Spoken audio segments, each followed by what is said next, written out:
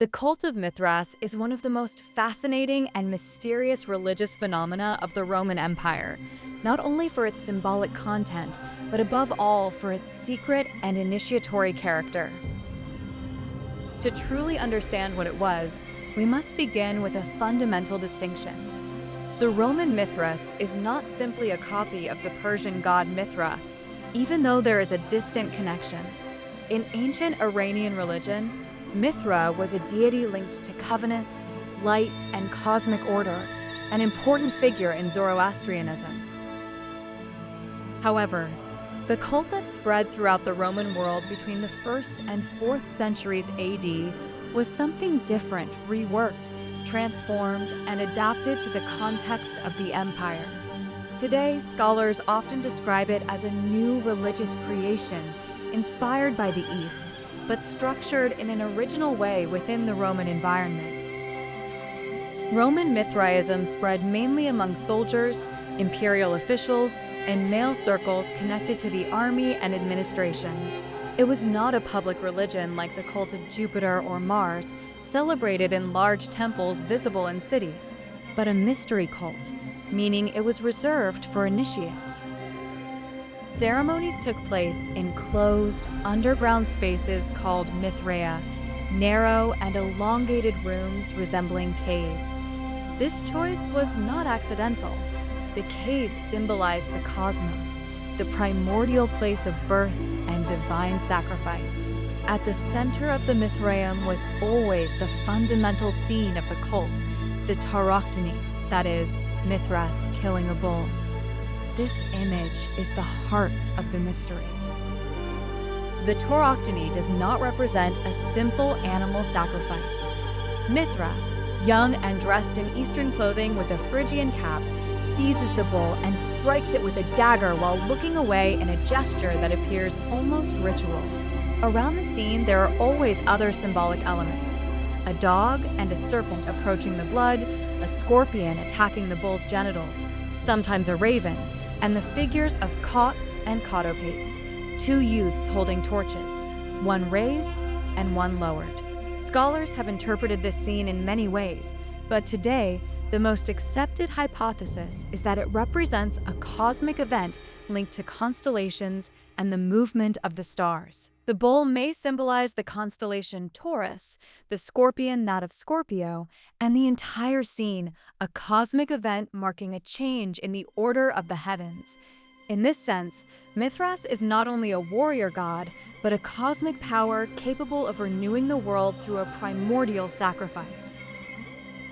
The cult included an initiatory path structured in different grades. Sources speak of 7 levels, including Corax, Nymphus, Miles, Leo, Perses, Heliodromus, and Pater. Each grade had specific symbols, tests, and rituals, likely connected to purification experiences, trials of courage, and symbolic revelations. The fact that many followers were soldiers was not accidental. Mithraism exalted values such as discipline, loyalty, courage, brotherhood, and respect for hierarchy, elements that perfectly reflected the Roman military mindset. Entering the cult meant becoming part of a restricted community, bound by shared secrets and a strong sense of belonging. Another central element was the ritual banquet. Mithras is often depicted sharing a meal with the sun god, Sol Invictus. This sacred meal was probably reenacted during ceremonies, strengthening the bond among members and symbolizing participation in the cosmic order guaranteed by the god. The sun indeed played a fundamental role in Roman Mithraism. Mithras was often associated with light, victory, and the solar cycle.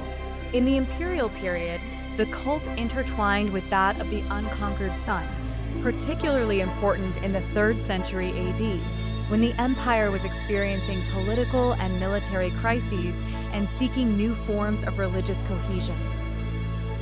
The success of Mithraism between the 1st and 3rd centuries was remarkable. Mithraea have been found throughout the empire, from Britain to the Danube, from Rome to the eastern provinces. Its spread followed mainly military routes and frontiers, showing that the cult moved together with the legions. Despite this wide diffusion, Mithraism always remained a closed religion, reserved for men, without public preaching and without openly circulated canonical sacred texts.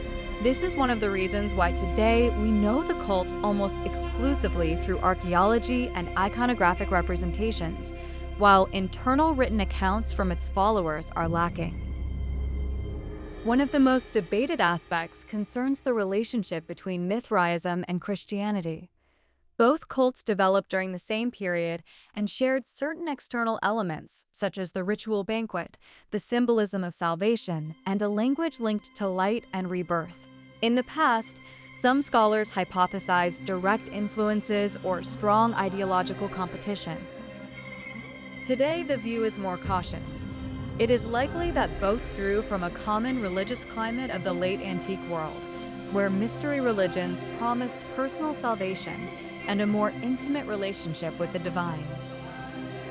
However, while Christianity progressively opened itself to everyone, men and women, rich and poor, and developed a widespread and missionary organizational structure, Mithraism remained elitist, male-only, and tied to specific social environments.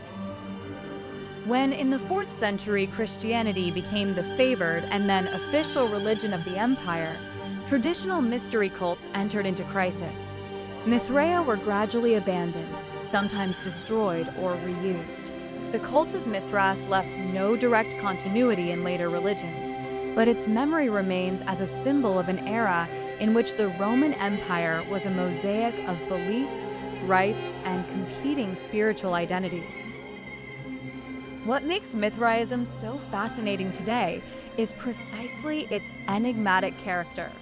A religion without systematically preserved theological texts, built around powerful images and secret rituals, capable of captivating generations of soldiers and officials by offering them not only divine protection, but also a sense of cosmic order and brotherhood in a world often unstable and violent. Ultimately, the cult of Mithras represents one of the most sophisticated attempts of the Roman age to answer a fundamental question: how to find stability, meaning, and salvation in a vast and fragile empire.